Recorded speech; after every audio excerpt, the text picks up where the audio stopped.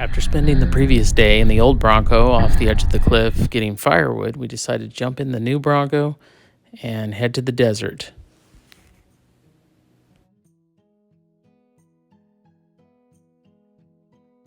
I hadn't been out to Coyote Canyon since about 1993 when I rode it on a mountain bike. And so I figured, this might be a good time to go out and check it out and see if it's changed much. And boy, has it.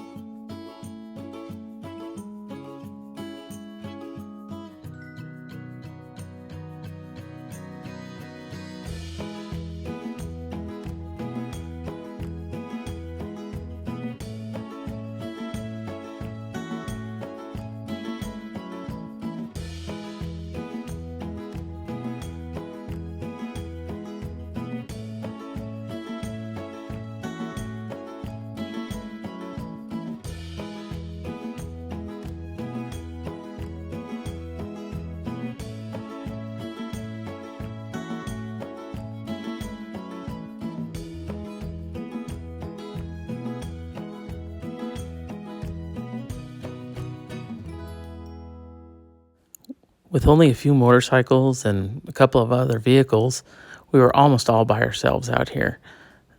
We saw just a couple of people sitting beside the road, and otherwise it was just an awesome day with nobody around. Weather was beautiful, and it was cold up on the mountain, and it was just nice to take a drive in the new car.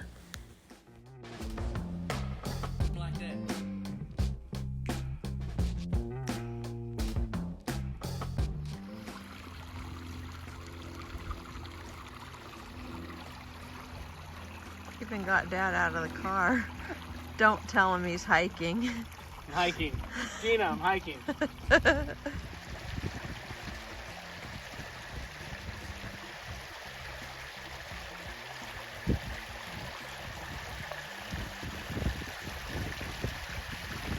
never see water living in California.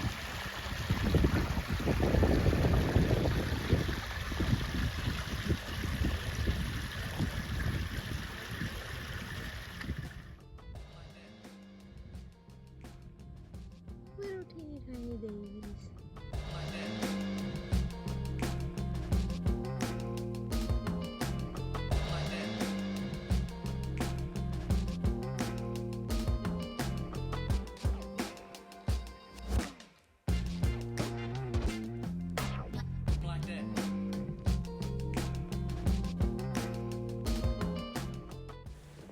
The trail ended up being pretty moderate. It used to be a lot more difficult, but as you'll see a little bit later, it seems that they've been moving rocks and kind of cleaning up the trail for maybe some other vehicles to be able to easily get out there. There are a couple little technical spots.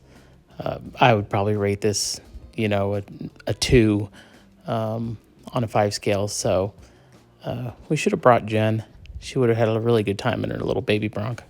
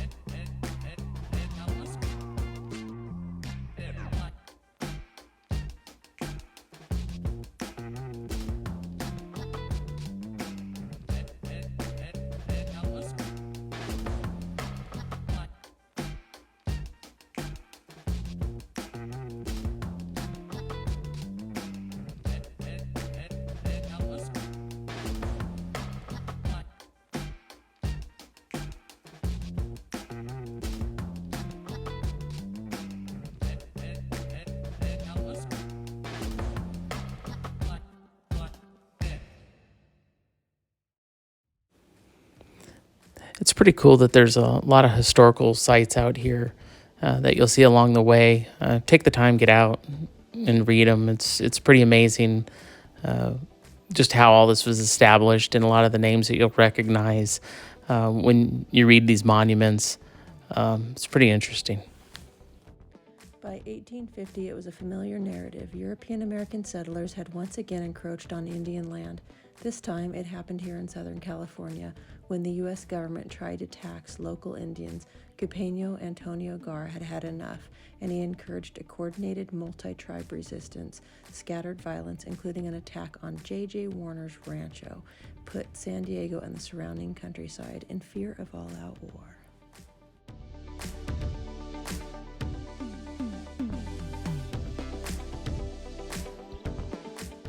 Santa Catarina.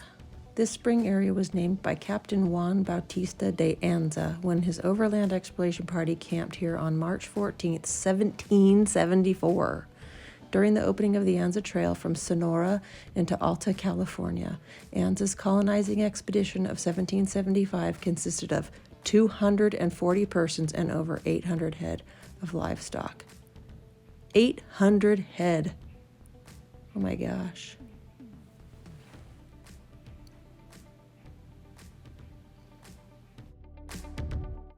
Wow, it's hard to imagine life here 250 years ago.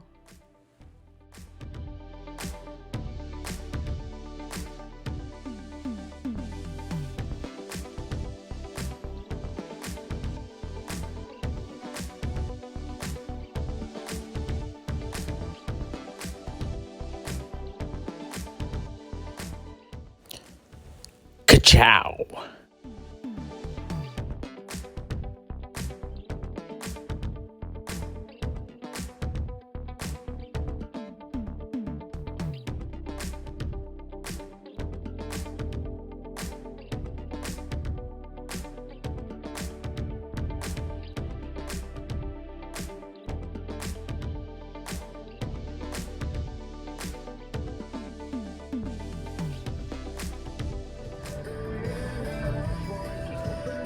Maybe Dust should work for county parks. That looks like a fun job.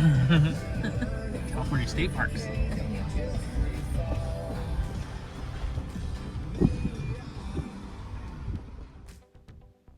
In this area, you'll notice that there are rocks all piled up on the sides, and that was from the tractors moving them off. They used to be on the trail, actually, which made this trail a little more difficult. But they've pretty much have graded it down to dirt, so you could drive a Honda Accord out here if you wanted to, at least for most of it.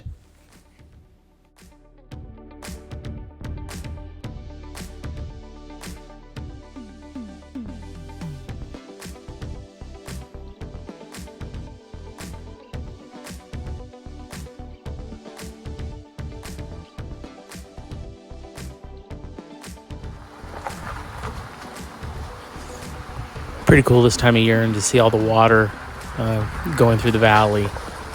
Most of the time when we're in the desert, we don't see any water. We just see, what the water has done. But we had several water crossings, and nothing really deep. Would like to get out here when it's right after a good rain and see these streams a lot deeper. I'm sure if I was driving a Toyota, I'd probably need a snorkel right here, but we made it through just fine without one.